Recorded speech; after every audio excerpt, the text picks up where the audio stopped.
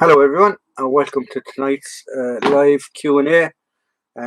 We're 3 minutes late, I do apologise. So I hope guys will slowly start filtering in. I presume we will have the old regulars, the old contemptibles as they say.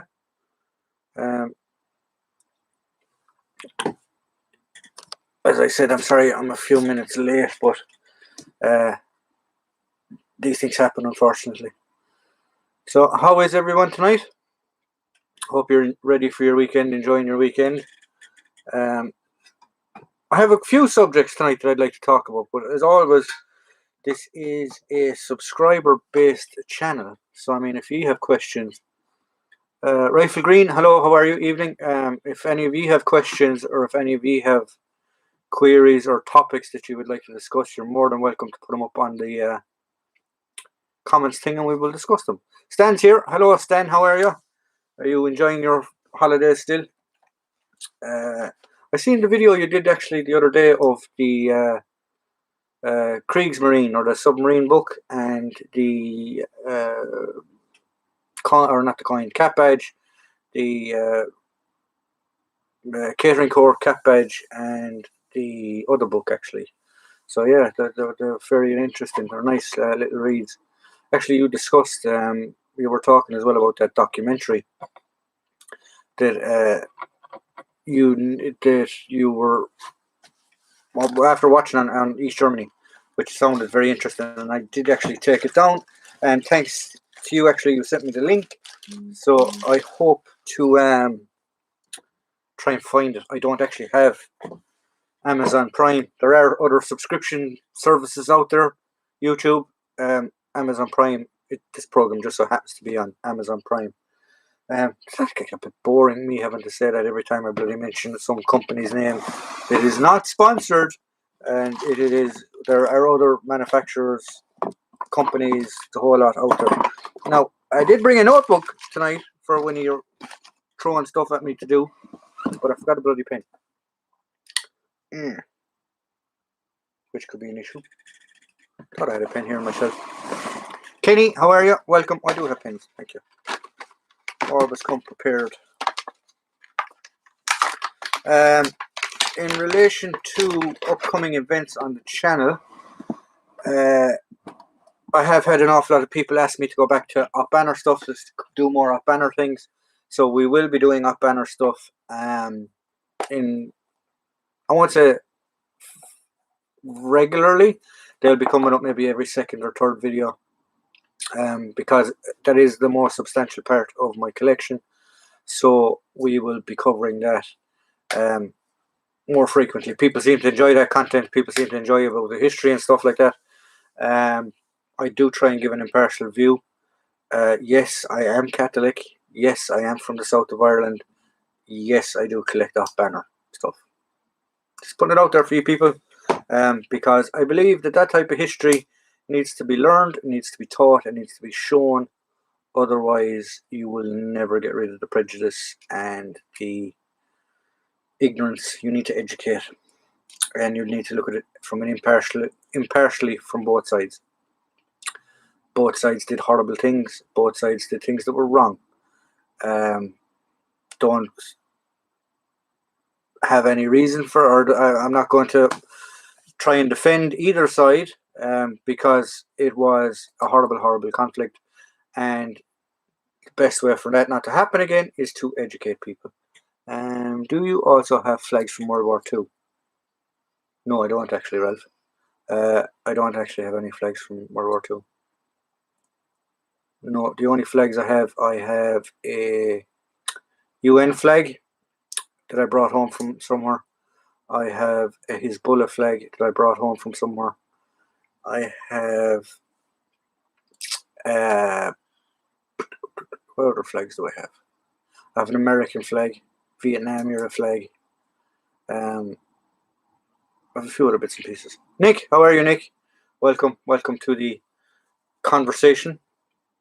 So I have notebook, pen for when you're telling me I should watch this or read this book or whatever, because I keep forgetting. Another thing that I want to thank actually the subscribers for and thank the people for is the amount of help that people are giving me through emails and stuff like that is fantastic. I have made contact with some people from Op Banner. I have also made some contact with people who brought up a topic. We brought up a topic on the live stream and just wanted to talk more in detail about it. So that's fantastic. Keep those emails coming, guys. If you don't know the email will always be on top of the video description. I always put a description on what I'm talking about or what we're doing in the video, and the email will always be on top of that video description. So if you ever want to email me, you're more than free. It does take me a while to get around to them. I will get around to them. I do try and answer all the comments on the comment section. So that's enough of the hype in relation to the channel and stuff like that.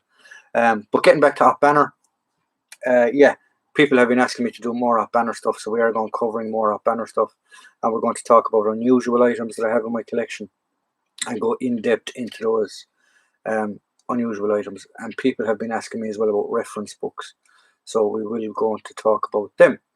I know Stan is a big advocate of books. Books are unreal and probably the best way of finding information or research in relation to any subject that you are studying. There's a few different types, like you can go to the source, which will be somebody that has been there, a second-hand witness account or their testimony and things like that, and then there's actual written documentation on an event. All very, very good types of getting information. So yeah, so I did want to show you this because a subscriber sent me this. I think I seen his name there a few minutes ago. A subscriber sent me this. He collects radio stuff. This actually arrived 2 weeks ago, but I meant to show it, but it never turned. I forgot about it. I don't know if any of you were here for the live stream last week, but my internet decided to die, and I popped back for a small bit just to finish off the subjects we were talking about. But subscriber kindly collects radios, bought this or got this, I don't know whether he bought it or not, got this and decided it wasn't for what he wanted. So what we have here, we have a headset. Not a very comfortable headset, but it is a headset, right? Now, I'm not sure, does it go that way or does it go this way with the leather strap across your head? I believe it goes with the leather strap across your head because there's actually a tightening band here. Right? You have what's known as the drop cable. That goes to what should be your push to talk button, right? But it's not a push to talk because it is Morse. It is, and then this bit, I can actually hear that in the headset. But this bit connects to a Klansman, which I have one. I haven't tried to see will this fit, but I do have one. So yeah, so that's what it is. The strap then goes to your tie. I'm not going to move the camera, but the strap goes to your tie. That actually sounds weird because I can hear it in the headset. But you can actually type out your message. Now I only know a small bit of Morse. I wasn't a signaller in the military, but I do know how it works. Is that from a Sherman tank? No, this is probably Falklands era. Falklands, I'd say 60s, I'd say to 80s was when this thing was around. I don't know exactly when Morse code wasn't used as a signal. I know it's a very, very hard thing to learn, and very, very few guys, well, I won't say very few guys can do it. It actually, sorry, there is a date on this. The strap on this actually is 1940. Oh, so maybe it's older. Right there. Maybe you make out that date. See the little date there at the bottom? I think it's 1940. Yeah. You learn something new every day, children. So it could actually be a World War II. Well, the headset, or that leather strap anyway, or that bracket, if I'm looking at it correctly. says 1940. It does say 1940. Oh, that is very, very interesting. I thought it was for a Klansman. Well, he told me it was for a Klansman. And it looks like a modern enough cable. But then again, the army is notorious for recycling stuff. So it could be that the headset is from World War II, or that clip is from World War II, and they just rejigged it, refigured it, reconfigured it. There's a load of questions. I have a great book that is a reproduction of an SOE catalogue that shows all the equipment available. That sounds cool, Kenny. Yeah, the SOE don't really get as much of. They're I suppose they're still a secretive army. I can remember watching something horrible one time on Netflix. It was it Netflix? It was like a documentary. There are other subscription services out there, YouTube, um, that they tried to take civilians and put them through the SOE training, and it was just rubbish. I'm sorry, it was rubbish. Like they were, you know, oh my god, he has to go over an obstacle course, and the way it was narrated and everything, it was just your man had really. I know the vast majority of your English, and I apologise for what I'm about to say, but he had the most droll, posh, um, private school accent that would put you to sleep listening to it. Sorry, I'll get over that rant. Is there some sort of communication law banning civilians using military surplus radios? Some of the eBay sites selling these things have warning disclaimers. I don't think, for here in Ireland anyway, there is no issue with you having a military radio, the actual radio itself. The issue is whether it's on VHF band, whatever the band of the radio is. VHF, you have to have a license for in Ireland. You have to do a course, you have to complete a course, and you need that VHF license. The UHF license, you don't need, or like general walkie talkies, you don't need those. There's no laws. You can work away the same as a kid's having a walkie talkie. The taxis and stuff use them. Builders use them. Guys on cranes and stuff use them.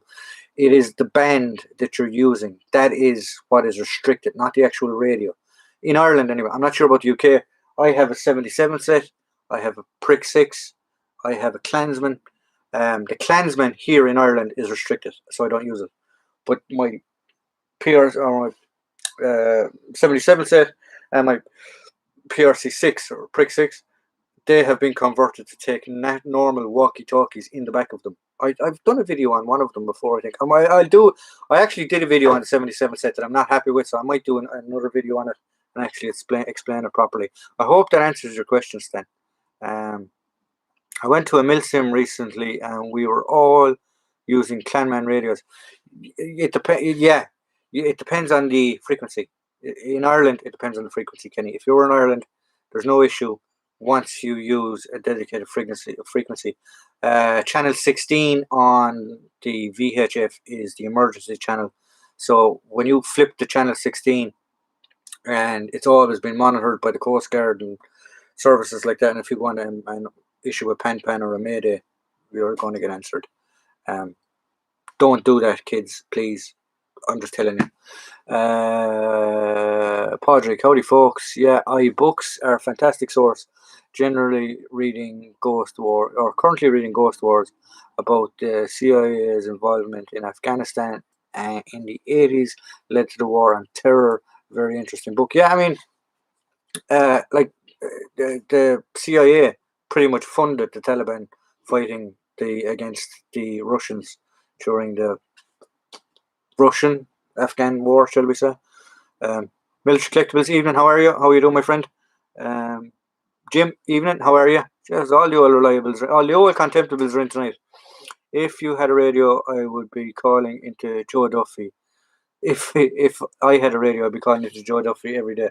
If any of you don't know who Joe Duffy is, in Ireland, he's got a famous radio station and he's like an agony aunt, pretty much. People just ring him with random problems, and the slogan is "Talk to Joe." Uh, I don't even know if he's got a degree in psychology or something like that, but he's literally just an agony aunt, and you have Cairns, and you have all these different people on giving out to him about something else. Uh, I heard that law enforcement channels are blocked now in the US. I don't know about the US. In Ireland, there, the it's called the Emergency Service Network. It's an actual internal run service, and it's the ambulance, the fire brigade, fire brigade, police, Coast Guard, and the military can clock into it if they need to. But it's a designated. It's called frequency hopping. Basically, the radios that they have are so technologically advanced that when they send the signal, it could be in, shall we say, frequency 1, 2, 3, 4. But when it gets to the other end, it's in 3, 4, 5, 6, and this radio and that radio. No, it's like an Enigma machine, pretty much. They can decipher the code, and you get the message. That's how it works, in layman's terms. Pretty good for a guy that was never in signals. I know a few bits and pieces about it. How was the DDR helmet? The DDR helmet is finished. I have it over there. I'm not putting it on camera tonight because the last episode of that reconstruction, restoration project, whatever you want to call it, will be up on tomorrow night, Friday, Saturday, and I have another one coming up on Sunday. So there you go. Where have we gone, Kenny? Encryption, yeah, there we go. Encryption. Thanks, Kenny. Sounds really interesting. Enigma is a great analogy. Yeah, it is. It's literally an Enigma machine.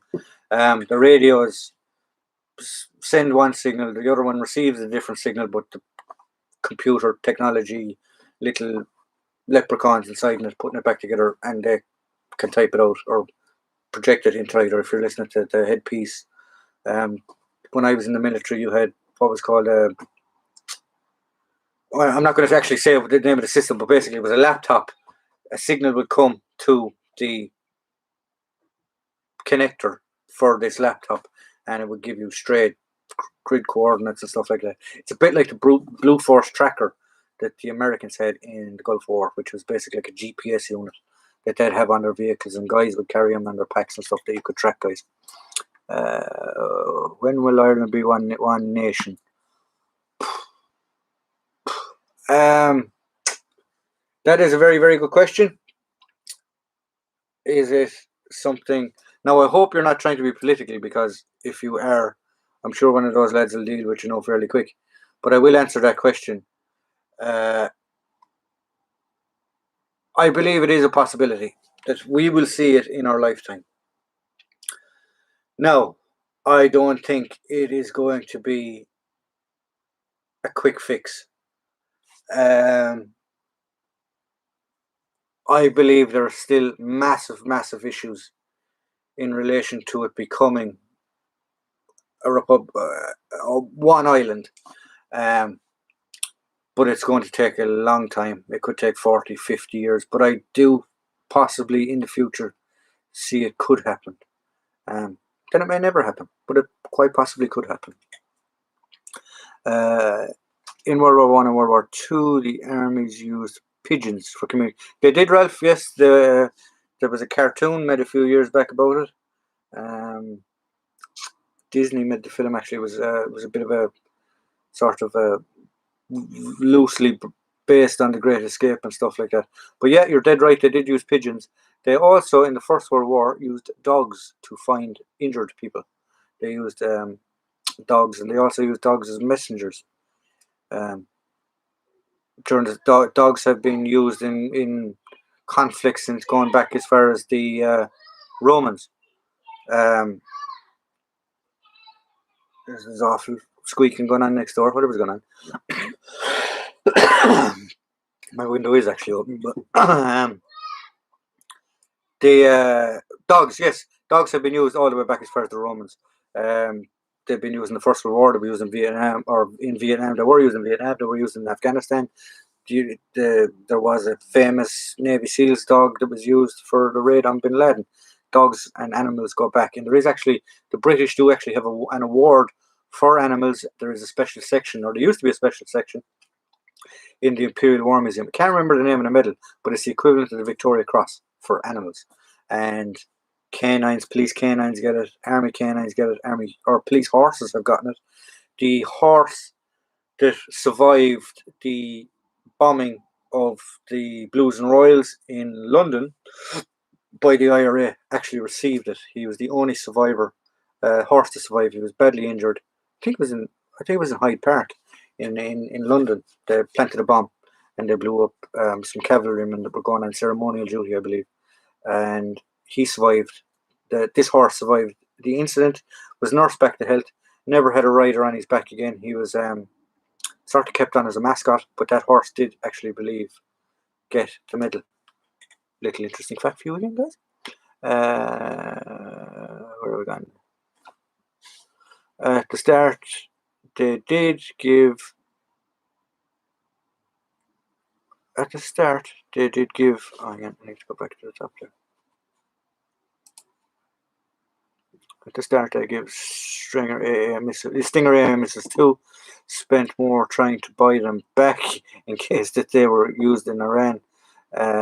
Used by Iran. I would highly recommend that book. I must use that actually.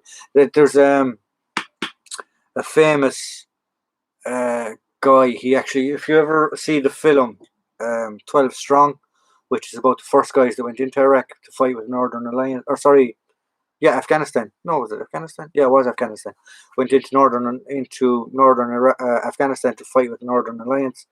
The CIA character that is in that movie actually has a book, and he rather than the 12 Strong being the first guys into Afghanistan, he is believed to have been the first guy into Afghanistan, and it's a very interesting book. I'll think of the name of it in a few minutes. Cheers, Podrick. We'll look out for it. Oh, your answer. Okay. Steel helmet, Stan. Hey, Stan. Oh, there's Jim answering, talking away to each other. I used the Klansman 220 in the Falklands in '94. I can't remember what the Klansman I have is. I have a video of it up as well. If you want to go back through my library, and you can find it. PDSA Dicking medal. Dicking medal. Yeah, that's the medal. Perfect. Thanks.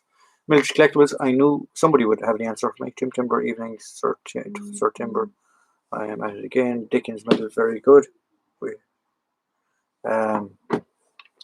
Dickens medal, yeah, perfect. The Scots used dogs in clan battles to soften up the enemy. I think the dogs actually used to bite their handlers. Very handy. I do remember reading one time about Romans talking about war dogs, and they were hated because they could turn back on them and go anywhere.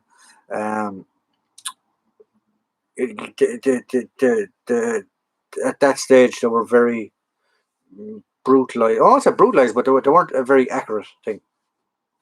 Where have we gone now? There is a medal called the Dickin medal. Yeah, that's for animals. Yeah, military collectibles. Nice one. I couldn't remember. Oh yeah, very good. I am strongly in favour of using poison gas against uncivilized tribes, from Winston Churchill's poison gas quote. Yes, Winston Churchill. As long as you don't want to try and get political, I'll answer your questions. Winston Churchill wasn't, in relation to the Irish, in relation to some other nationalities, wasn't very favoured. He didn't favour those nationalities. He favoured them when they were helping him out, but he wasn't the best person when you're talking about anti-racism. He wasn't the best campaigner, shall we say, in relation to that type of stuff. But yeah, you're dead right. He did quote that. He quoted some other horrible things as well. Yeah, he shall we say he wasn't an advocate of equal rights. Where have we gone? Hitler's German Shepherd was called Blondie. It was actually, and I think he actually tried. He did actually, because when he committed suicide or was going to commit suicide in the bunker, he actually they had cyanide tablets, but they weren't sure if the cyanide tablets would work, so they actually gave one to Blondie first to see would it work. Another little fact for you people, if any of you want to look it up. I've just been promoted to NVAT by Stan. You're on the NVAT again now, the two of you. Brendan Behan said, I am a drinker with a writing problem, and I only drink on 2 occasions, when I'm thirsty and when I'm not. Yeah, Brendan Behan, if any of you, actually, do you know what? I'm not going to go into Brendan Behan, but if any of you know who Brendan Behan was, don't know who he was, look him up. Very, very interesting character. Winston Churchill was a Freemason. Was he? I didn't know he was a Freemason. Didn't he order in the Black and Tans and get some Irish guys in London when he was Home Secretary? Churchill, I don't think, ordered in the Black and Tans. It was, oh God, I can't think of his name now. Lloyd George. Lloyd George was the Prime Minister in England at the time. He was the one that ordered in the Black and Tans. Churchill might have had something to do with it. I know Churchill had, people don't like to admit it, but possibly when you look at them and compare them, the first concentration camps or the first work camps or death camps, in modern terms as we now know them now, were used during the Boer War in South Africa. That was part of Churchill's brainstorm as well, I believe that. And Kitchener, some other guys were involved in it. Yeah, so they're in-depth characters when you look into them. There was an American plan in World War II to strip intercity bombs to bats. The plan was to put the bats and a giant bomb causing the drop from a plane over Japan. I don't remember reading the one about the bats, but I do remember the Navy tried, was it a bomb or a torpedo with a pigeon, that they would put a picture of, they basically had a glass front on this tube or this bomb or torpedo. I can't remember if it was a bomb or a torpedo. And if it was like a Holman type thing, they would teach the pigeon to peck on the picture or the picture of the ship, and if it kept pecking on the picture of the ship, it would keep dropping seed, so it could guide its way to a ship, a target. So another interesting little thing for you. There is actually a short clip on YouTube if you look that up. The fact Hitler gave his dog cyanide just proves my theory that he was completely mad after all. They say, I don't know how true it is, but they say he was actually suffering from syphilis. And if any of you know anything about syphilis, it rots your brain. And he was doped up to the eyeballs as well, and he was a bit of a sadist. So yeah, he wasn't sane. He wasn't sane. Where have we gone? I discovered that I have Dutch ancestry, so maybe I will do a Dutch soldier during colonial wars when they invaded Brazil. Oh, infantryman, how are you? That's interesting. Did you do like one of the DNA swabs, or how did you find out you have Dutch ancestry? The Russians used trained dogs with anti-tank mines strapped to them. Yeah, that's another thing that dogs actually were used for. Where have we gone? Brendan Behan wrote some awesome plays. The Hostage or on Gale, the name one classic Irish icon of writing. Did he write The Plough and the Stars as well, if I can remember correctly? Was that Brendan Behan or was that Joyce? I'm not sure. Plough on the Stars.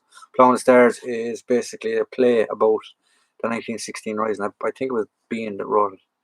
The Polish government in exile in World War II had camps in the UK for people who were thought dangerous, and the camps were still open quite a while after the end of hostilities. Did not know that. No, I did not know that. I know that the Americans, literally straight after Pearl Harbor, interred American Japanese, or any naturalized Japanese to Americans. They locked them up instantly in these concentration camps, or not concentration camps, internment camps. Sorry. Winston Churchill, November 10th, 1871 to March 12th, 1947, was an American novelist of the 20th century. He is overshadowed even as a writer by the British statesman of the same name. So, were you talking about Winston Churchill all the time? Which Winston Churchill were you talking about? Winston Churchill, the writer, or the Winston Churchill, the Prime Minister, former Prime Minister of England? When research and development have too much time on their hands, yeah, I mean, like you think like some guy in a weapons lab somewhere going, well, he must have been on LSD or something, going, I have a good idea, lads. Let's strap a pigeon to a bomb and train the pigeon to home in on ships. Seriously? I don't know.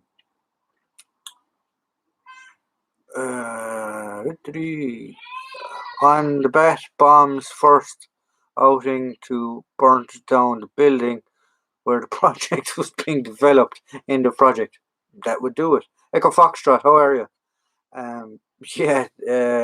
Didn't they try? Didn't they try and make an ice? The Americans tried to make an aircraft carrier out of ice as well, or it wasn't actually ice. It was concrete, not concrete, pykrete, because it was named after the fellow that invented it. And it was a mixture of frozen sawdust and things. They came up with some mental ideas during the Second World War.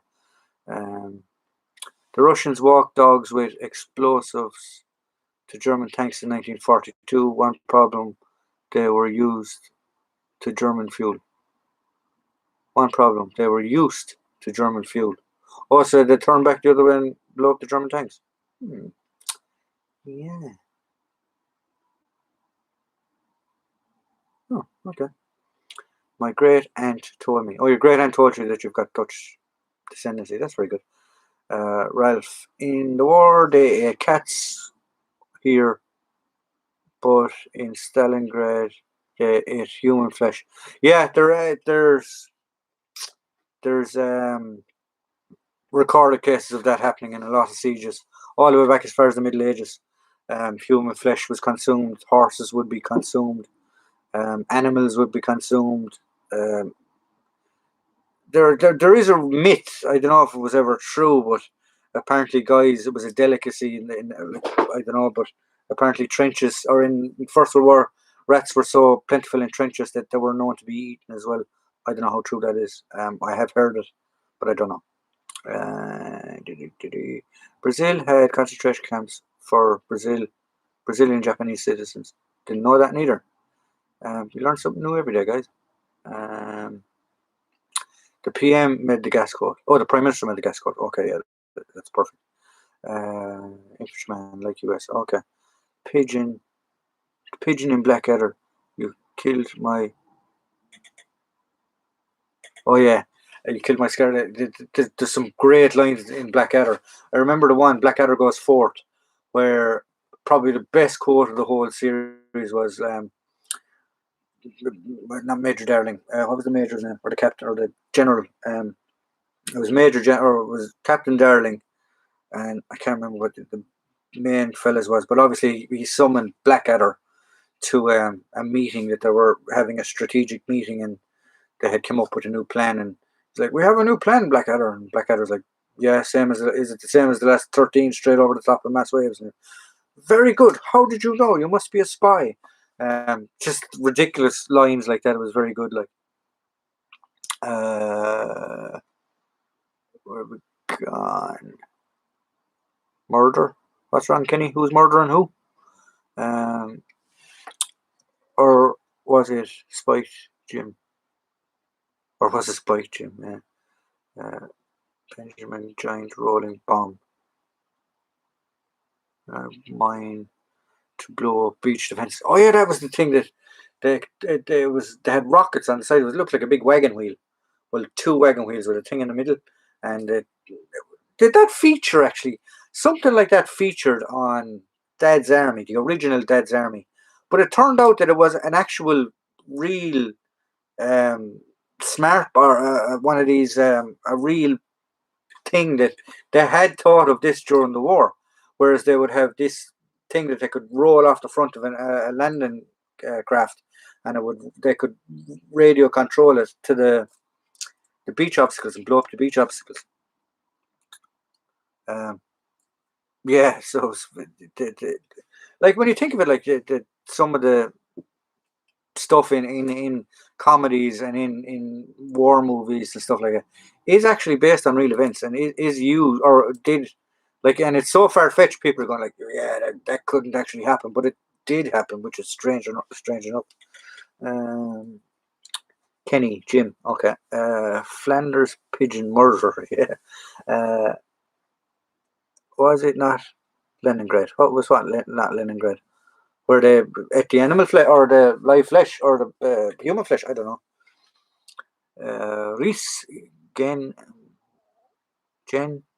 Mallet, okay. Ralph, in the U-boats was generated to warm the crew of oxygen. There was miners, canary. Sorry, there was uh,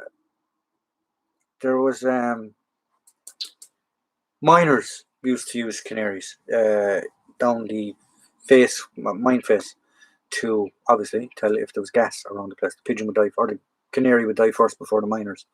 Um, animals have been used for centuries for people's both amusement and both for safeguards. Like guard dogs are still used in garages, and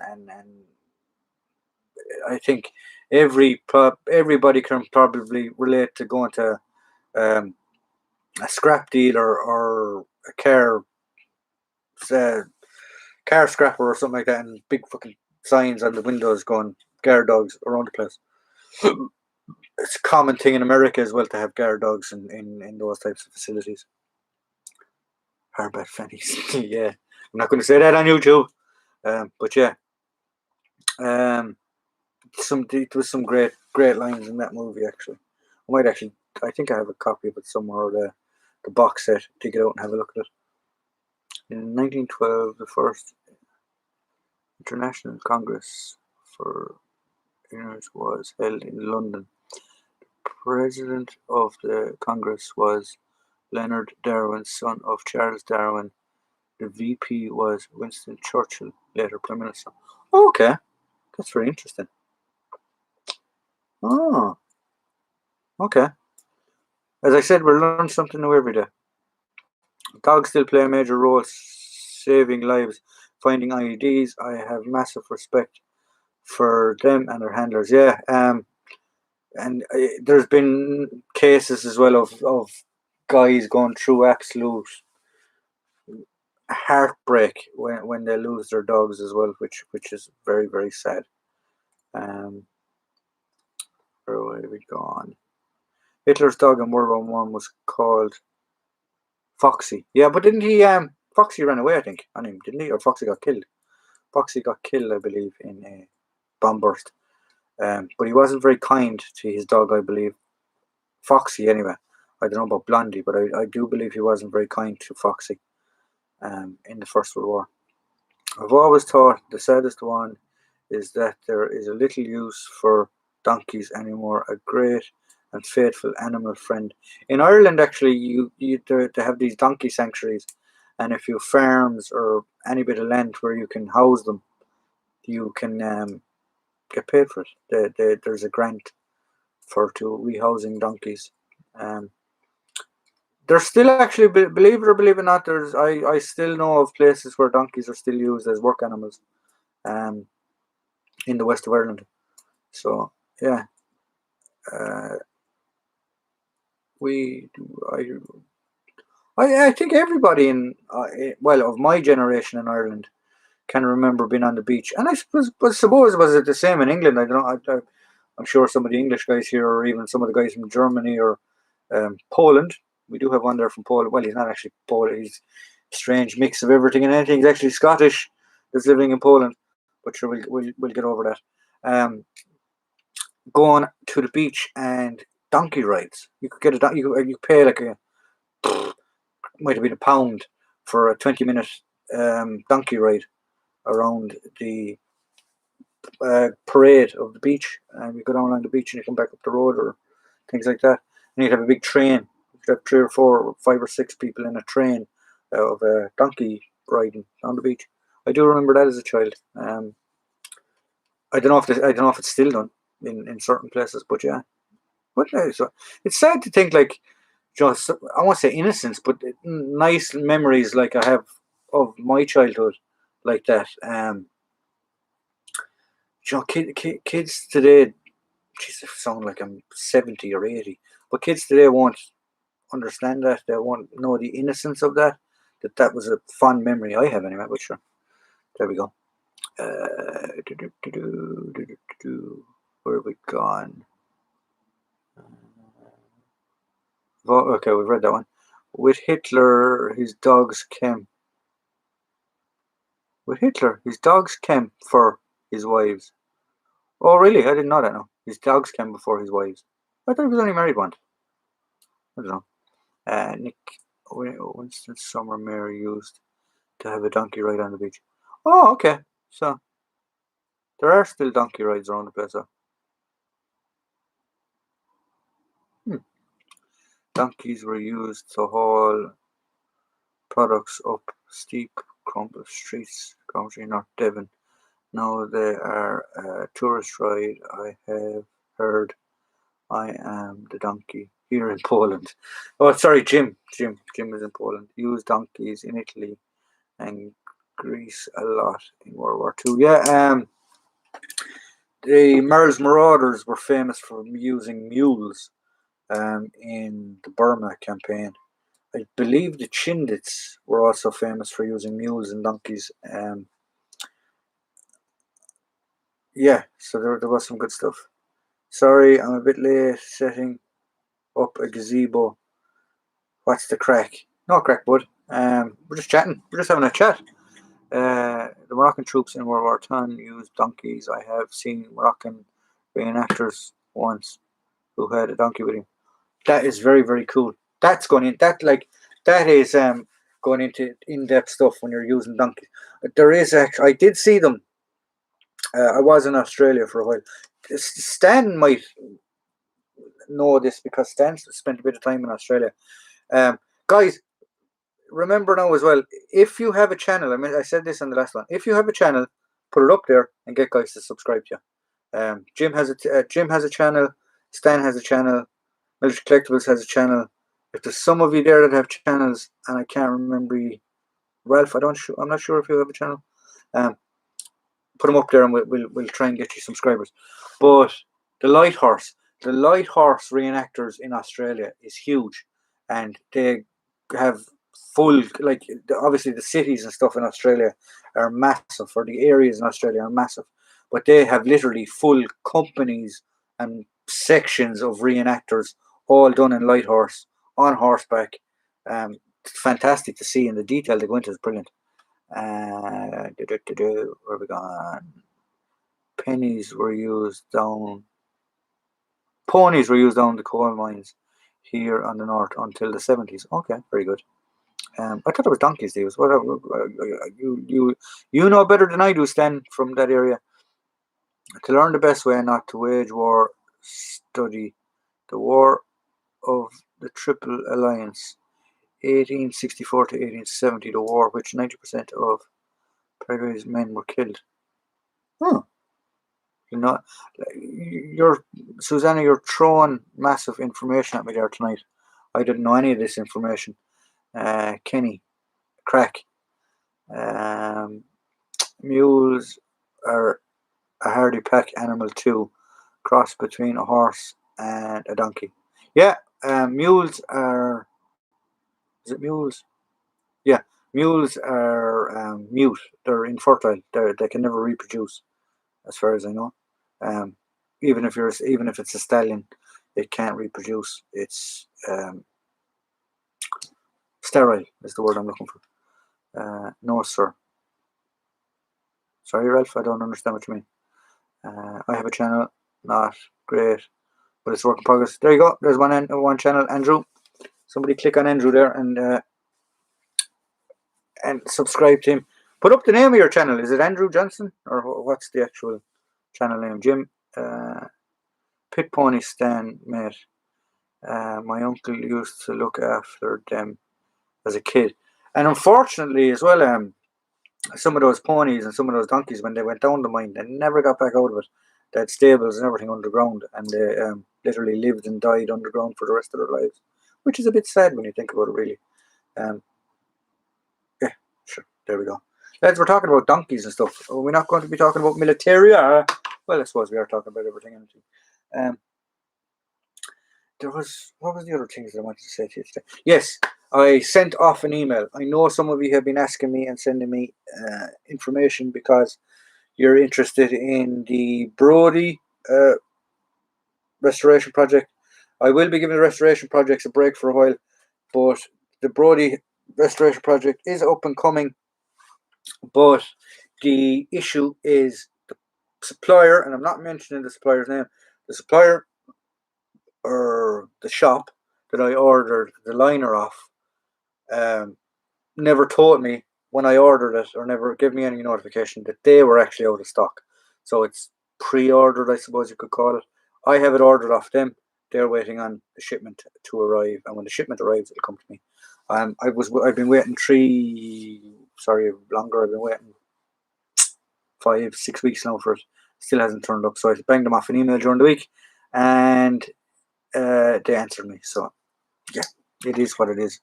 If they'd had it playing on their website that it was going to be back ordered, I probably might have gone somewhere else. But sure, look, there we go. I just got a 1960s pattern OD smock in a size 9 mint. Looks unissued. Will be my next video. Very good, Jim. I showed my OD one last week, because there was somebody asking who did the pattern 60. There's another shop that is selling a reproduction one, but it's selling it incorrectly. It's a DPM jacket, but it's saying it's the 60th pattern, which I don't think is true. Obviously the DPM didn't come in until 68 pattern. So. Frederick Charles, Ferry, father of Roxy Music's Brian Ferry, was a farm labourer who also looked after pit ponies. Oh, okay. Barry's donkey sanctuaries are worth supporting. Ours is called Bonnie. Oh, okay, that's very nice. And I did get, sorry, we're still talking about donkeys. I did get an email off of other items that I have ordered in relation to the British World War II impression that I'm putting together. And they will hopefully be here next week, or the week after. Next week. Yeah. Today's Friday. I'm doing a live stream. Next week. They'll be here next week. Yeah. David, 60 pattern smock. David, nice. Yeah. So, yeah, that's what we're talking about in relation to up and coming channel events.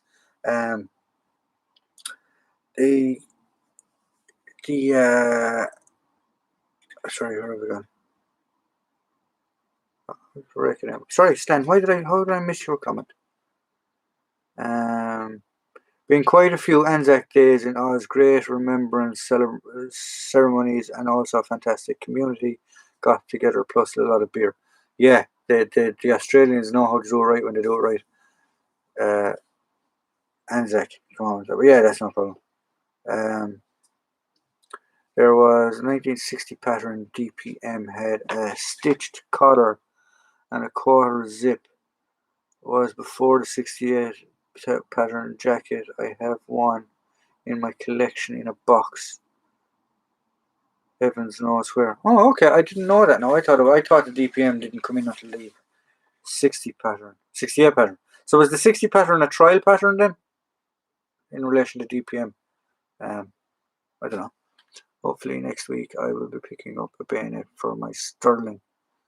That's the plan anyway. It's been where are we gone? It's been doing lots of overtime to pay it off.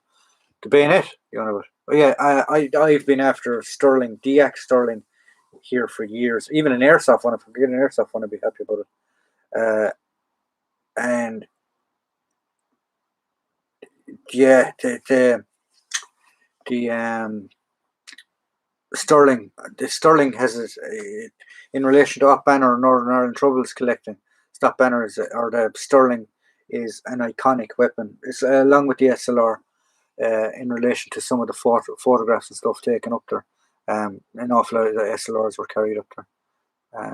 And actually, there's I just watched a video actually on YouTube as well about what's known as the Northern Ireland homemade Sten, where it was loyalists would rob parts or acquire parts from people in, I won't say the security service because we don't know if it was the security service, but they would acquire parts and they would home make these Sten guns or Sterling guns.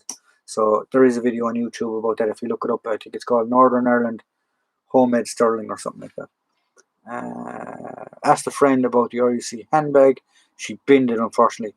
Yeah, the female RUC officers were issued handbags up until I think 97, 98. And they're very hard to get. They're extremely rare. I've only ever seen 2, I believe, in all my time of collecting. But yeah, they're nice. Would love to see that, Jim. Yeah, Jim, you should do a video on it. 1960 was issued as a DPM before the 71 issued the 68 pattern. They were rare, but were used. Oh, okay. British Khaki makes some great repo bayonets. British Khaki. Must look up that. Have their channel. Where did I put my notebook? British Khaki. Oh, Jesus. What's here? British Khaki. See, guys, I'm taking notes. I'm learning. You're teaching me that I need to start taking down these things. English khaki. English kiwi. Where did I get English khaki out of?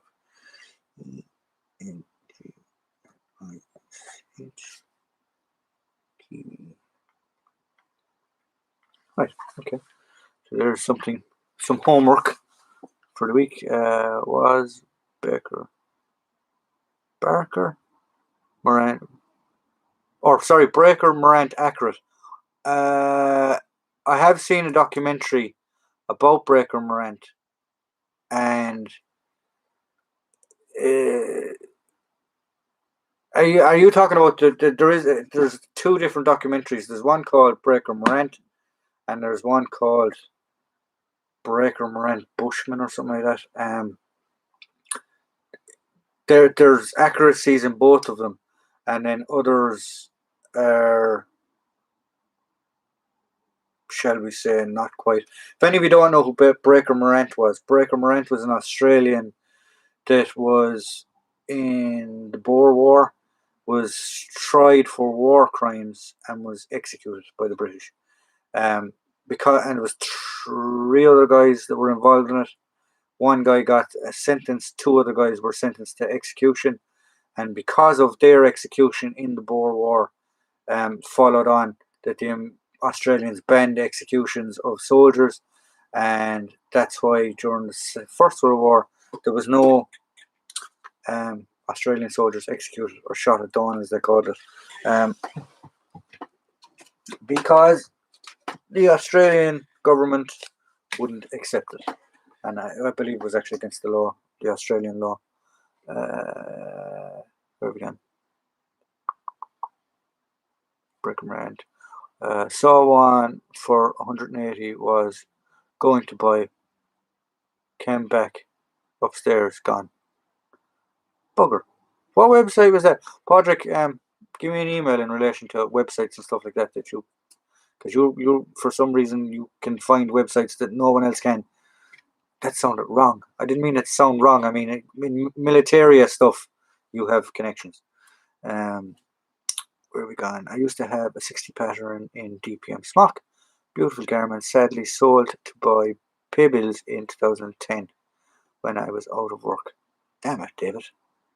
I don't think I've ever seen one, guys.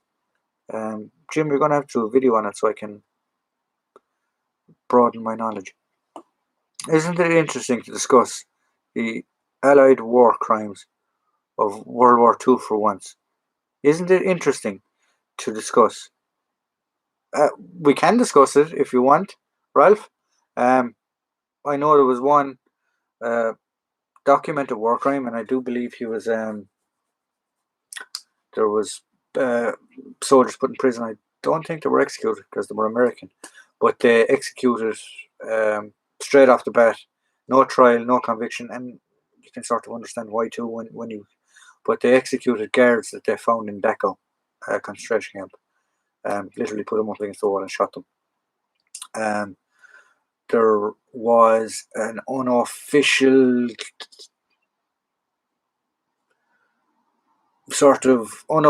official order from Patton not to take prisoners. American soldiers were notorious not for taking SS prisoners. They would execute them on the spot or kill them on the spot. French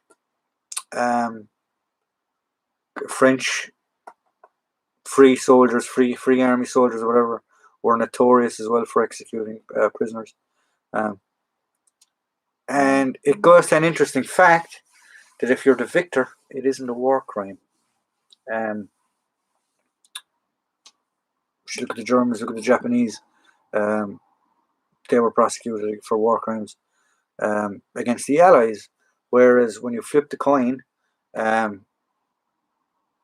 Eugene Sledge, his book, The Old Breed of Peleliu, what was the other? My Helmet for a Pillow. Who was the author of that one? Name's gone out of my head. Those books recorded from veterans' accounts that they weren't fond of taking prisoners neither. They would kill prisoners if they could. Marines were notorious in the Pacific for not taking prisoners. The Army would take prisoners, whereas the Marines wouldn't. Yeah, so there we go. Where have we gone? Sorry, I've gone off on a tangent again. Sorry, Kiwi. Yes, Kenny, Kiwi. Yeah. Where have we gone? You just let your flapping questions at me tonight. For Sterling's, look for Star Wars replicas. Guys in Australia or in America make kits on the CNC machines. That's what I have. It's 99% accurate. Really impressed with it. Okay, let's look that up. For Sterling's, look for Sterling. Look for Star Wars replicas. Okay, cool. I will. He scanned a real Sterling parts kit. Makes them from aluminium. Okay. I've watched the DVD with Edward Woodward. Oh, the Breaker Morant. Yeah, I think it was. Yeah, I think it was the. They did make a movie about it, and there was a few documentaries about it as well. That's the movie. Sorry, Stan's just mentioned the movie there. I was going to get a Star Wars Sterling for playing airsoft, but didn't want to miss everything. Yeah.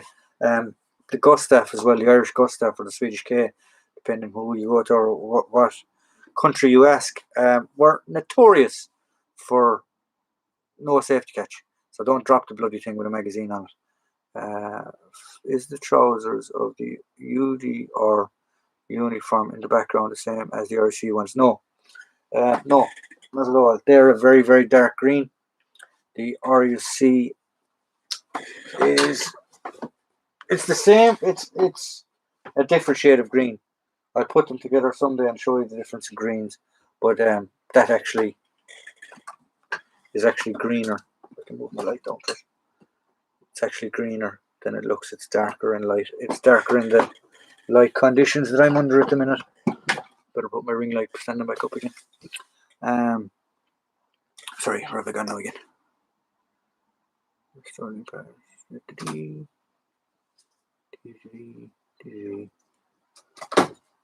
Looking for RUC. Thank you.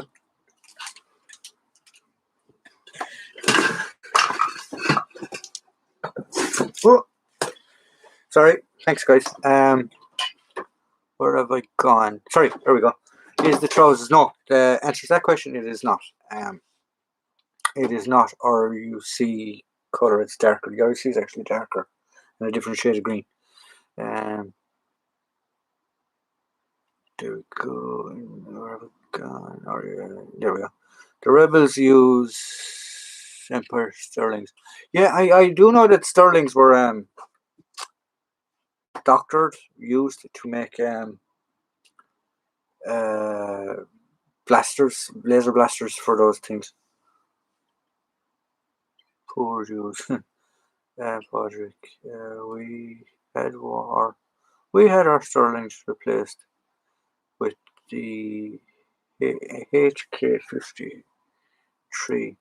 We were very happy. Well, some people like the Sterlings. Some people like them. Some people hate them. Jim's deleting messages. Did you block someone there, Jim? Because I know you're an admin.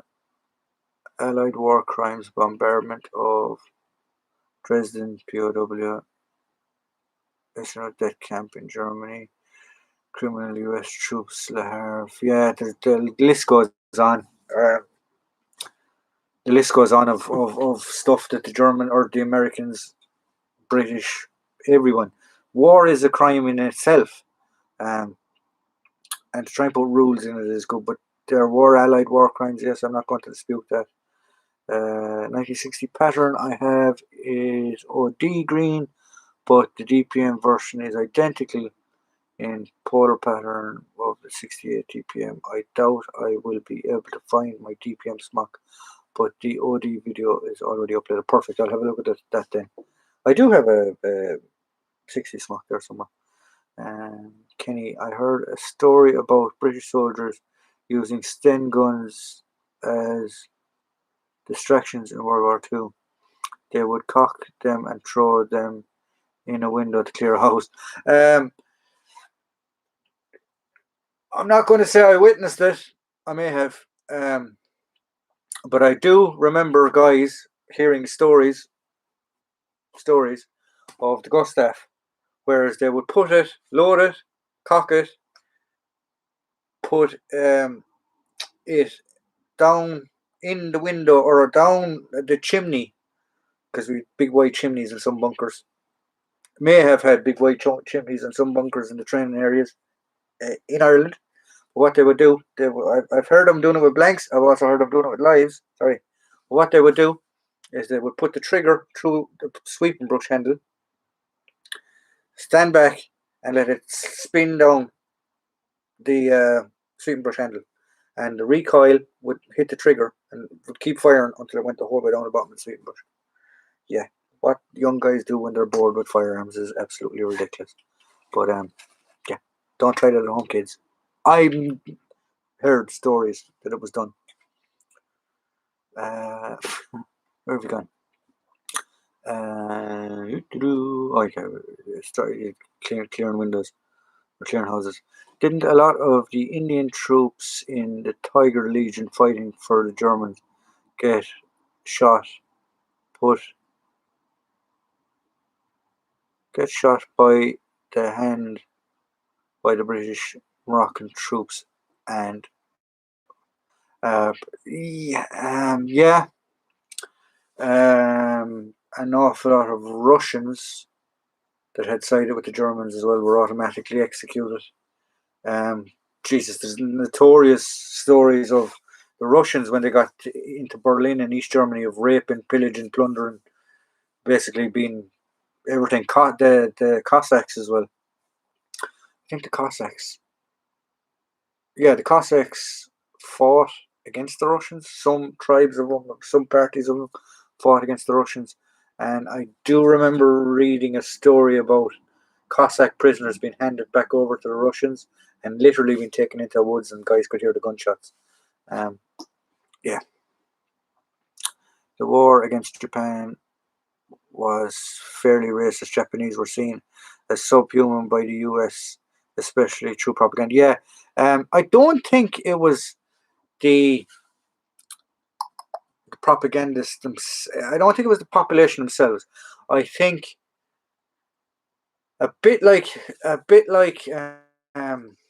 what happened with 9/11, and a bit what happened like with the London bombings and stuff like that, was the population never had an issue with Muslims or never had an issue with the Japanese, but because of this event, um, people's perception changed of that race of people, and along with propaganda, then fed it rather than it just being a propaganda problem or just being a racist problem. I believe it was like a spark of this group of people are after doing something to our nation or our kind or whatever you want, whatever way you want to look at it, and then the propaganda machine getting behind it and spinning it. Rifle Green is banning taking messages down. Okay, paintball, War Machine paintball for the Sterling replica. Oh, okay, have a look at that now. I have my notebook. Where did I put my bloody biro? Lads, my mind is gone. I swear to God, I'm brutal. Brutal. Seriously. I had a pen here 2 seconds ago. Lads, I swear I was on the DDRT tonight. I am on T, but it's not DDRT. What did we say that one was? War Machine paintball.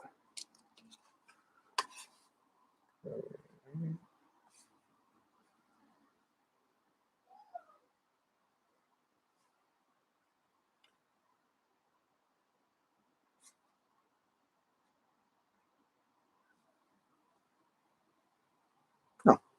More notes taken, guys. Thanks very much.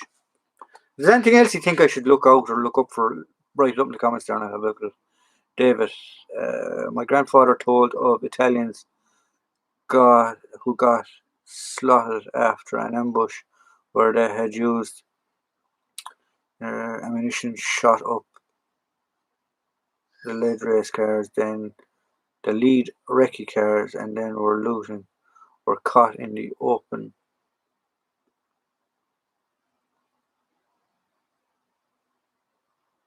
Lead recce cars were caught in the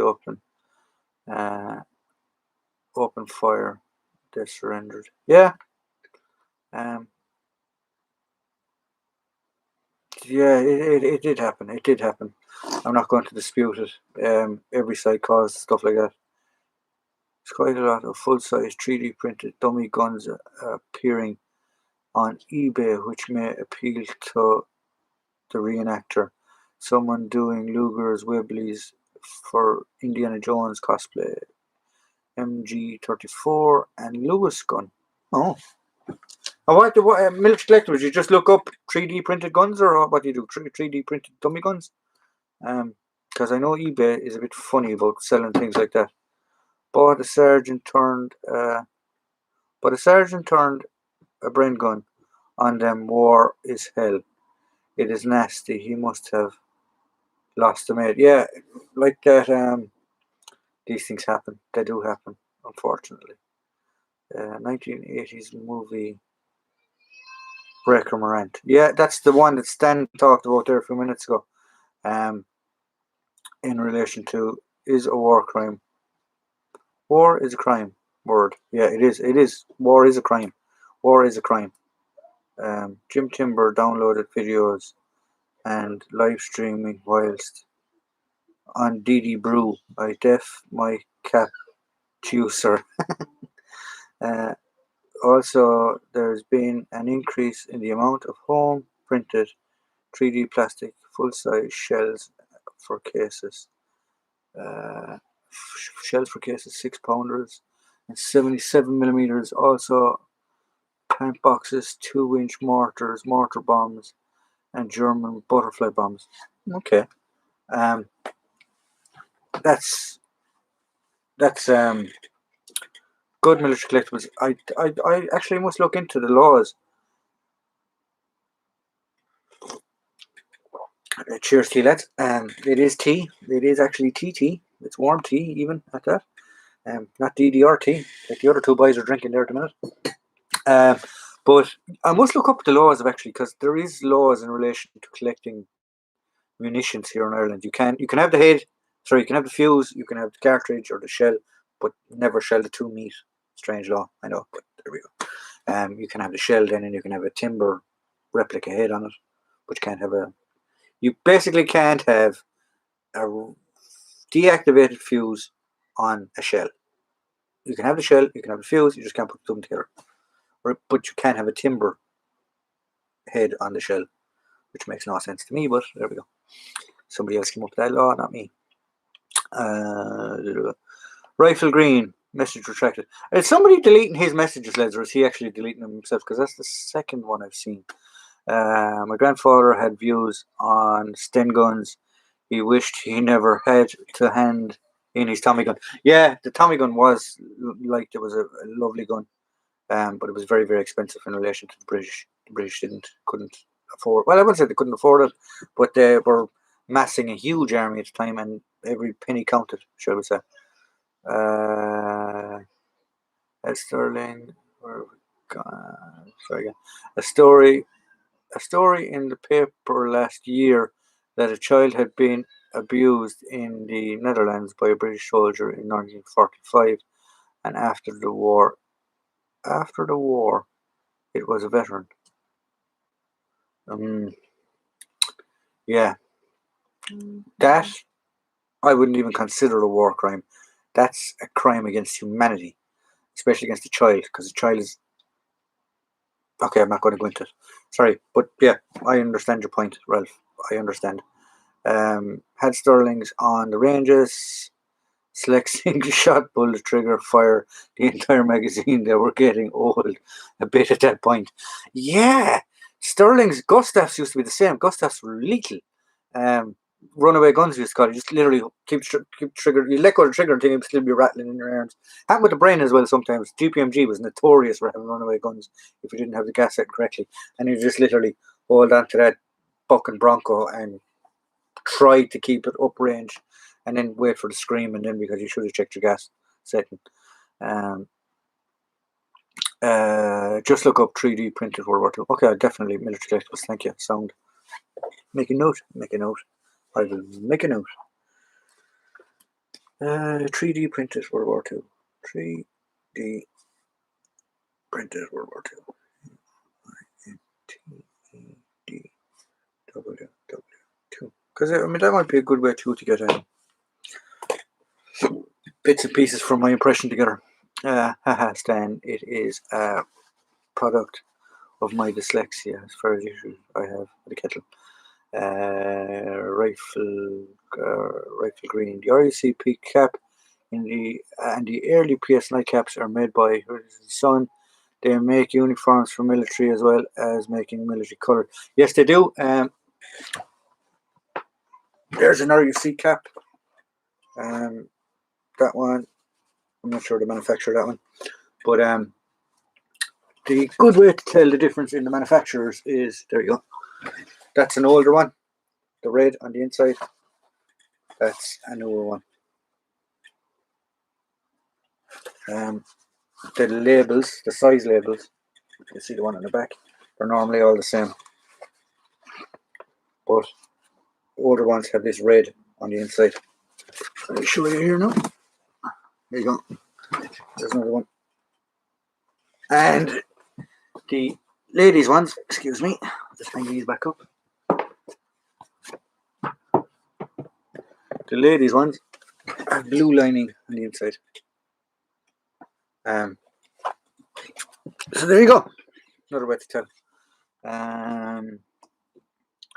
Oddly, my grandfather had no issues with Germans, Italians. On the other hand, guess he explanations in in Sicily and Italy. And he's yardstuck, yeah. A lot. It did, especially the Second World War, and especially with the Japanese and the Americans. The British and the way that the British believed that the Japanese treated their POWs. It took a long time for those old wounds to heal. There was a nice silver pair of 1944 British Free State Defence Forces Air Corps wings on eBay, fetching nearly £300. Little interesting fact as well, there, military collectibles. The Air Corps, during the Second World War and after the Second World War, actually had Spitfires. They were given Spitfires by the British, and I think they had a Mustang as well. I'm not sure. I definitely know they had Spitfires. Did you know of any Northern Ireland Troubles reenactments group? I don't actually, Patrick. I don't know. I know chaps that have Northern Ireland Troubles up banner collections. There's one that's probably here watching. He has a small little museum actually as well up the north, and it's in Armagh. And when he gives me permission to tell you where it is, I will tell you where it is. But he doesn't reenact, but he collects up banner stuff. Another friend of mine who's possibly also watching this, he does sell stuff, but he doesn't like to be made public neither. Some of these guys like to stay under the radar. In relation to a living history reenactment group, there are some around. I don't know how you get in contact with them. I really don't know. And I possibly in England, I don't think I would do it in Ireland, but in England, if I went to a show, I would possibly reenact Northern Ireland Troubles. I still think it's a bit raw to be doing it here. South, anyway, of the border. Up north, you might get away with it. You'd get away with it in England, but I believe down south here, it'd be. Yeah, I don't think you'd get away with it. My mate bought one of the 3D printed pistols on eBay. Comes as a kit, and you have to build it, but they are very fragile, I think, after seeing this one. Oh, okay. That's interesting. Got a gin and tonic myself to keep the Kung Flu away. David, I hope you don't have the old COVID. I hope not. That's a superb collection of caps. Awesome. 1, 2, 3, and I have the RUC helmet as well, which I did a video on. These were the old RUC helmet. They were phased out in the 60s. Yeah, 60s. And you do see a flat top one. It's known as the bowler as well. Bowler one is the rarer one to find. This one has been heavily used, as you can tell by the inside of it. There's actually a chunk off of the back of it as well. Night watch helmets, I believe they were actually officially called. Jeez, I can't get over that child crying outside. But where have we gone? Sorry, Canadian and English troops around the Russia loses much loses much of the population there. Famous scenes in Band of Brothers. The lads literally going into hotels, robbing silver, taking down swastikas, selling them. Famous one now of Spears throwing a jerry can through a bottle shop's window, with off licenses window, and robbing, trying to find VAT 69, which was his famous drink that he used to drink, and other guys peeling in the window when he didn't find it. Where have we gone? Kung Flu, David. Yeah, you're welcome, Jim. There was a bridge, very low road bridge near Windsor, where I last lived in the UK, and during World War II, a pilot flew his plane under it. Yeah, there's some lunatics. I was actually reading about Douglas Bader there the other day, and it was Bader when he lost his legs. Crashed a plane and was actually pensioned out of the RAF, but managed to swindle his way back in. and when he escaped, when he bailed out of the plane, he left his legs in the plane, and like you talk about weird things that happened during the Second War. The RAF parachuting in a spare pair of legs to him with a note on it, literally going, "These are Douglas Bader's legs. Please give them to him." He making um, so many attempted escapes that the Gestapo turning around going, "If you do this again, we are taking your legs." Like you can't make that stuff up. Like it's science fiction, eat your heart out, but it's actually true, which is even scarier. Um, History, where are we going? Uh,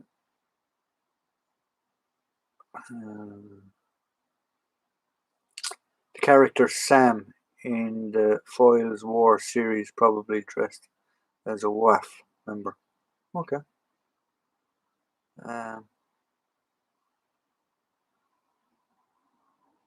History is a strange bird because of state. Teddy Roosevelt was married to Eleanor Roosevelt. This is true but confusing. Theodore Roosevelt Jr.'s son of the president married Eleanor Butler in 1910. Suzanne, you are coming up with some mad interesting facts tonight. Green, mine had redlining. I never left the. Where have we gone? Mine had redlining. You never left them about. As a person would put one on. Apologize on them with a marker. um, uh, yeah, I have heard as well of the hats being strangely used for different things by your fellow constabulary members, constables, as for such as toilets. I do remember reading a story. There's a famous book actually. Is it A Beat Less Ordinary? There's two parts to it. It's about R.U.C. men's stories in the troubles, and there's a story about two guys on a foot patrol in the middle of the troubles or whatever, and they happen to come across, along with a military brick, that were there to protect the two RUC men. But your man had his hat on like that, and they came across a drunk guy coming out of a pub or whatever, and he was getting sick on the side of the road, and the cops, RUC men, pulled him over, or pulled him aside to talk to him in relation to where do you live or whatever, and he started to get sick again, and one RUC man reached over, got the other RUC man's hat, and put it under your man to get sick, and then went, "Oh, sorry," and handed back the hat to the other guy. I just found that very funny, because you could see somebody doing it, like. Um,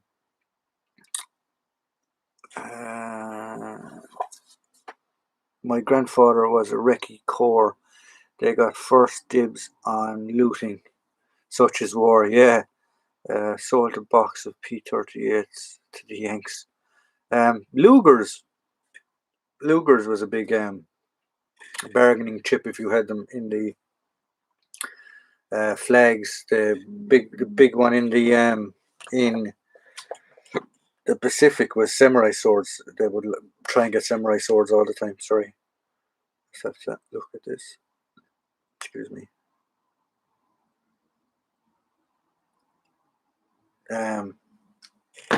Yeah, so there we go. Samurai swords was a big thing. Luger's pistols, SS stuff apparently as well was very popular to trade. I have a 1979 VW Derby. Was planning to do a checkpoint display to Lex local village show. If you do ever plan to do it, likes of War and Peace, send me an email. Perfectly, Corey. Yeah, definitely. I was thinking about going to War and Peace this year, but I was going to go over mainly on a buy-in trip. But COVID and things like that, I'm not sure whether I'll make it at the minute. Buying former World War II stolen and looted items is how most of us probably started. Yeah, I'm sure an awful lot of the stuff that, like World War II stuff, like German helmets and SS helmets and Luftwaffe helmets and stuff like that, weren't always taken out of stores or left on the side of the road. I'm sure an awful lot of them were picked up off battlefields and sent home as keepsakes. And there is also a story about a bear with the Polish army. Yeah, that is true. I thought the bear was called. Yeah, it is true. It was a transport company.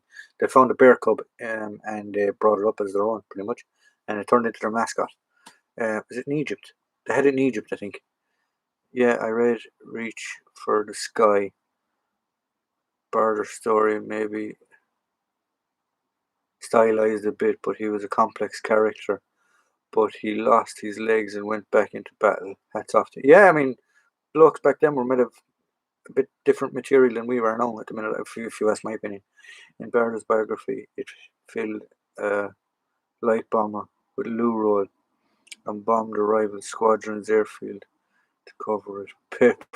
Like, yeah, I love hearing stories like that and things like that. I live near Stalag Luft 111 campsite. The Germans did the sighting, and other lads did the camping. Border Barter was there, and he threw his thin legs into a fire pool one time in protest. um, yeah, that's a good. He legend like characters like that. Paddy Mayne as well was notorious for doing legendary stuff. I think he drove a motorbike through an officer's mess, pissed out of his brains another night. Um, yeah, Red Cross parcels from Canada saved POWs back then. Bless the Canadians. Yeah, they had escape maps and little bits and bobs and everything inside in some of them. SOE was involved in that, I think. Deadly Beat was the book. We used black maglights illuminated with red one-stop vehicles. Yeah, that's the book actually. There's two parts that I just finished the second one.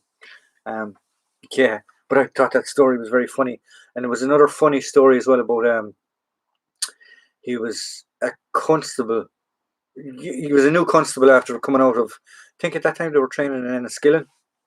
I think he mentioned that they just trained in Enniskillen, and he was sent to a country beat or a country area, and he got sent to a road traffic accident, and basically a car upside down in a ditch, and he was only a young constable out of the college or whatever, and it was a wily country farmer that he was dealing with, and I think he got him back to the station eventually anyway. And back then, I don't think there was too much of an issue in relation to drinking and driving, and but they wanted to the road traffic accidents obviously had to be invested, so they were trying to investigate this back at the station, and he wasn't getting any information out of the farmer. So he asked the sergeant, the police sergeant, REC sergeant that was on duty, look, this fella, you've been here longer, you might be able to get to him, I can't get to him. And basically the sergeant sat him down, he was like, well, Michael, how are you? Yeah, yeah. Look, I'll tell you how I think the accident happened. That you were driving down the road, something caught your thing, you clipped the curb, overcompensated, hit the other curb, swung back across and went into the ditch and turned upside down. Is, does that sound right? And the farmer went, yeah, that sounds about right. And he goes to him, he goes, now would there been any drink involved in the accident? And apparently the farmer turned around to him and said, of course there was drink involved in it. He goes, you think I'm a stuntman or something? Which was just a brilliant line. In other words, like he was just ever saying, yeah, I was pissed. Of course I was pissed. You think I do that when I was sober? Just very, very funny. You should read that book, lads. There's some very funny stories in it, like some horrific stories in it too. But there's some. It's a well balanced of seriousness and comedy side as well. It's a great book. Uh, the Canadians had and impregnated many Dutch chicks in Holland during the liberation. I'm sure that there's a few. Um, if they did a DNA test, one of these DNA genealogy swabs, I'm sure there'd be an awful lot of people going, hang on, I'm American, I'm Canadian, I'm English, I'm what? I believe there'd be an awful lot of that going on. Look up the story of Smokey, a Yorkshire Terrier adopted by the Americans during World War II. Pacific, amazing tale. I must look up that up again. Did you ever? Have you ever done? Fantastic. I have no idea. Somebody deal with that person there, please. Um, Barder also did lots of air display charities after World War II, which in YouTube it was like Barder's life and Barter's Life. Borders Life. I must look up that. Okay, very good. Great book. Lie in the Dark and Listen by Ken Roth. Yeah, I think I have that. I think that's next on my watch list. Guys, we're on an hour and 30 minutes, so we're going to start wrapping up soon, if you don't mind. I know some of you guys have emails, Rifleman or Rifle Green. I know you have sent me an email. I did read it. I just haven't answered it. I will answer it, I promise. In relation to what you were talking about, absolutely fantastic. If you can do that, I will answer your email and I'll be in contact with you. So guys, I'm going to give you 5 minutes just to have a quick rant, rave, whatever you want to do there. Shoot a quick question at me or just say goodnight to each other, I don't mind, before I knock off. Yeah, Barter was a very interesting character in relation to that. People either hated him or loved him, one or the other. Love to have it. Yes, Hans Van also a lion. Oh, yeah, I do remember actually. There's I just watched a Canadian documentary about Michael Whitman, the German tank case. That they actually believe now they know who fired the shot that killed him. I actually was at Michael Whitman's grave in France. It's the only, eerily, strangely, I don't know why, but it's the only grave in the entire graveyard of all these German soldiers that someone leaves a single red rose at. And it's always there. The tour guide that was there was telling us every week there is a fresh red rose left on his grave. And it is the only grave in the whole cemetery that there's a red rose is Michael Whitman's grave. Nobody knows who puts it there. Nobody knows why it's put there. But it's the only one that there's a red rose left at. I actually have a picture of it. I might put it up someday on a video. Right, guys, I'm going to log off. It is 9:35. We've had a good evening. We've been chatting away. It's funny as Guy Gibson was loved and hated, like Marnak was Black Baron Tiger Tank Commander.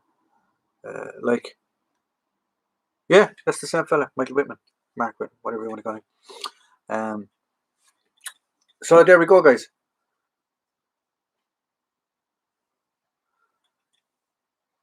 No problem, we need to find. Yeah, perfect, no hassle. As I said, I'll bang off an email to you and we'll chat again. Great chat, guys. Yeah, lovely to see you. I hope we all meet up again next Friday. Did you also notice the most of the graves in the car were damaged, especially the SS grave? Yeah, that happens as well. That does happen, unfortunately. I know of one of the grave sites in Normandy that a load of French lads got into and turned over headstones as well. Disgusting. Like, let the dead be dead. Let them rest in peace. Yeah, I saw the documentary years ago, and he was a very domineering character. But when you watch him in old footage, I get that he was a very determined person, a good RAF pilot. Yeah, there's no one disputing that he was a good pilot. I think he had was it 22 or 23 confirmed kills before he was actually taken out. Take care. Nice one, lads.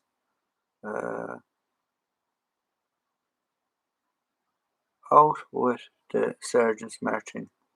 Are you three stripes or about? Out with the sergeants marching RUC. I'm not sure what you mean, Rifleman Green. Stan, see ya. Yeah, have a good one, guys. Lads, I'm logging off anyway. Have a good weekend, lads. Stay safe. I will have a video up tomorrow evening, Saturday evening. It'll be up. Hopefully, don't fucking shoot the messenger. We'll hopefully up around 9 o'clock, half 9, 10 o'clock, half 9. We'll go for half 9. I have it edited. I just need to swap it over and buffer it, and I will have one up on Sunday as well. So I'll see you all, guys. Have a great weekend. Enjoy yourselves. Stay safe. Stay away from COVID. In 2012, someone nicked Whitman's headstone. It's never been found and has since been replaced. Have a good one. Have a good one, guys. Night. Enjoy yourselves. Have a good, safe weekend.